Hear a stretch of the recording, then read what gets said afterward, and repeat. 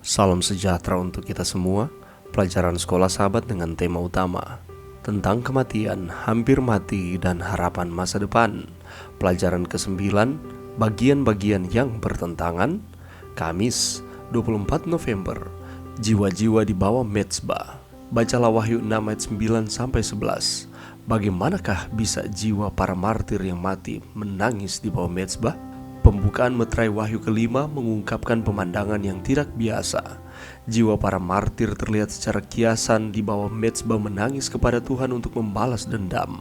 Beberapa komentator cenderung mengidentifikasi mezbah ini sebagai mezbah dupa yang disebutkan di bawah meterai ketujuh.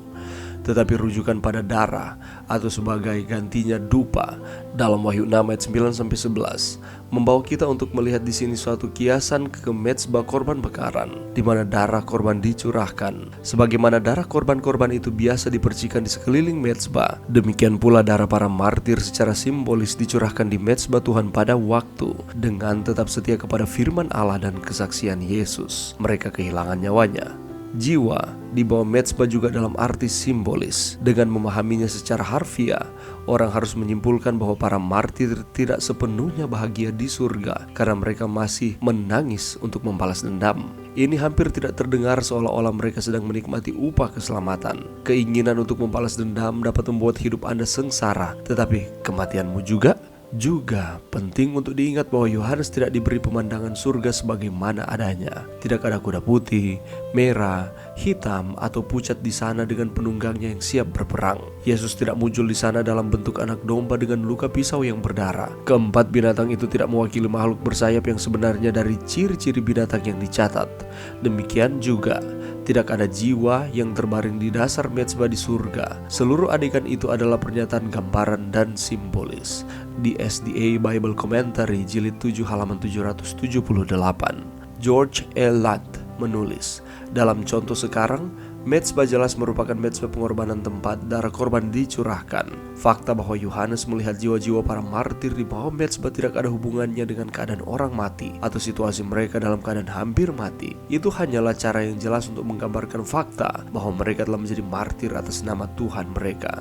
A Commentary on the Revelation of John, halaman 103. Siapa atau terutama mereka yang menjadi korban ketidakadilan yang tidak berteriak untuk keadilan yang belum datang? Mengapa kita harus dengan iman percaya bahwa pada akhirnya keadilan yang begitu kurang di dunia ini bagaimanapun juga akan datang? Penghiburan apa yang dapat Anda peroleh dari janji yang luar biasa ini? Pelajaran yang bisa kita dapatkan pada saat ini, kalau kita membaca di dalam Wahyu 6 ayat 9-11, di sana diberikan referensi untuk terbunuh dan darah. Mezbah yang terlihat di sini adalah mezbah korban bakaran, bukan mezbah ukupan. Karena darah binatang dicurahkan di bawah mezbah, darah orang-orang kudus dengan demikian secara simbolis dipersembahkan kepada Tuhan sebagai korban. Orang-orang kudus di bawah mezbah mati karena kesaksian mereka yang setia terhadap Injil. Meskipun suatu tragedi, kematian mereka juga merupakan kemenangan karena mereka mati di dalam Kristus. Di sana dikatakan jiwa-jiwa berseru. Apa maksudnya? Bukan untuk balas dendam, tetapi untuk keadilan hukum. Tuhan diminta untuk melakukan proses hukum yang mengarah pada putusan yang akan membenarkan orang-orang kudusnya yang mati martir. Orang-orang kudus yang dianiaya secara tidak adil dan mati karena mereka setia kepada Allah dan mendedikasikan diri untuk mengabarkan Injil dengan penuh semangat. Pembenaran yang mereka serukan adalah milik mereka sendiri, tetapi juga, dan yang paling penting, agar karakter Allah ditunjukkan sebagai benar, suci, dan adil. Ada beberapa alasan mengapa orang-orang kudus ini tidak boleh dilihat sebagai jiwa-jiwa literal yang berseru kepada Tuhan di bawah mezbah, tetapi lebih sebagai gambaran simbolis dari darah orang-orang kudus yang berseru untuk keadilan.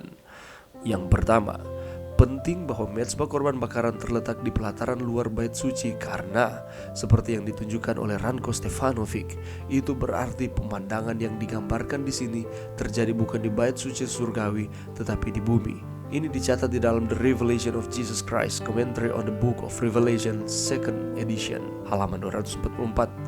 Pelataran luas dengan demikian melambangkan bumi.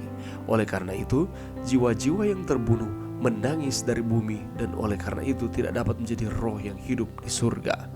Kedua, Setelah orang-orang kudus diberi pakaian putih yang melambangkan kebenaran Kristus, para martir disuruh menunggu sedikit lebih lama sampai jumlah penuh dan rekan-rekan mereka, saudara dan saudari mereka dibunuh seperti mereka sebelumnya. Secara harfiah, mereka disuruh beristirahat sebentar lagi, dan kata yang digunakan untuk beristirahat ini adalah anapawo, dan diterjemahkan sebagai beristirahat, menyegarkan, berhenti, atau bahkan mati. Ini juga digunakan dalam Wahyu 14 ayat 13. Berbahagialah orang-orang mati yang mati di dalam Tuhan sejak sekarang ini. Sungguh, kata Roh, supaya mereka boleh beristirahat, atau digunakan kata anapau, dari jerih lelah mereka, karena segala perbuatan mereka menyertai mereka. Kelompok ini muncul lagi ketika mereka dihidupkan kembali pada kedatangan kedua. Aku melihat jiwa-jiwa mereka yang telah dipenggal kepalanya karena kesaksian tentang Yesus. Mereka hidup kembali dan memerintah sebagai raja bersama-sama dengan Kristus untuk masa 1000 tahun. Jadi, bahwa pada titik ini mereka datang pada kehidupan. Mereka belum menjadi jiwa atau roh yang hidup, atau pernyataan itu menjadi tidak perlu.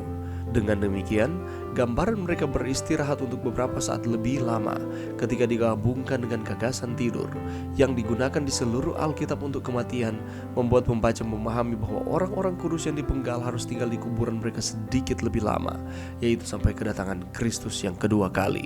Jadi, faktanya bahwa Yohanes melihat jiwa-jiwa para martir di bawah mezbah tidak ada hubungannya dengan keadaan orang mati atau situasi mereka dalam keadaan hampir mati.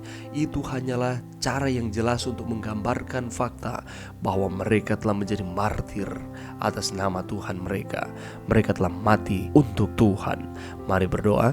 Terima kasih Tuhan atas firman-Mu pada saat ini. Bantu kami untuk kami terus berpegang teguh kepada firman, oleh karena firman Tuhan tidak bertentangan satu dengan yang lain.